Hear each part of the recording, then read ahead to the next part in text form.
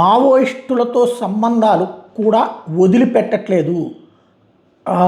జనజీవన స్రవంతిలో స్వచ్ఛంద సంస్థల నిర్వాహకులుగా లేదా మేధావులుగా, టీచర్లుగా, లాయర్లుగా ఇట్లాగా వివిధ హోదాలలో ఉంటూ ఇంటలెక్చువల్స్గా ప్రొజెక్ట్ అవుతూ మావోయిజాన్ని సమర్థిస్తూ పోలీసులను వ్యతిరేకిస్తూ క్రమంగా జరుపుతున్నటువంటి వ్యవహారాల మీదన ఇప్పుడు NIA నేషనల్ ఇన్వెస్టిగేషన్ ఏజెన్సీ దృష్టి సారించింది. జాతీయ దర్యాప్తు సంస్థ దేశవ్యాప్తంగా నక్సలైట్ల సంగతి అంతు తేలుస్తూ వెంటపడి వేటాడి లొంగిపో లేదా చచ్చిపో అనేటటువంటి రూట్లో వెళ్తుంటే, లేదు భద్రతా దళాల మీదనే దాడి చేయండి, బూటకపు ఎన్కౌంటర్లు చేస్తున్నారంటూ పిలుపునిచ్చినటువంటి స్వచ్ఛంద సంస్థ నిర్వాహకుడు మాజీ మావోయిస్ట్ గాదె ఎన్నయ్య అరెస్ట్ అన్నటువంటిది సంచలనం సృష్టిస్తోంది. గాదె ఎన్నయ్య అలియాస్ గాదె ఎన్నారెడ్డి నిషేధిత ఉగ్రవాద సంస్థ CPI మావోయిస్టుకి మద్దతు ఇచ్చి ప్రోత్సహించారని, మావోయిస్టు కార్యకలాపాలను ముందుకు తీసుకెళ్లాలన్నటువంటి ఉద్దేశం కలిగి ఉన్నారంటూ ఆయన మీదన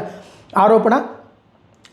ఏదైతే CPI మావోయిస్ట్ CPM క్యాడర్ అయినటువంటి కాతా రామచంద్రారెడ్డి అలియాస్ వికల్ప్ అంత్యక్రియల సభలో ఆయన రెచ్చగొట్టే స్పీచ్, భద్రతా దళాల అంతు తేల్చండి అని ఇచ్చినటువంటి స్పీచ్ని తర్వాత ఒక ఇంటర్వ్యూలో, యూట్యూబ్ ఇంటర్వ్యూలో కూడా ఆయన చేసిన వ్యాఖ్యల ఆధారంగా ఇప్పుడు కేసు పెట్టారన్నమాట.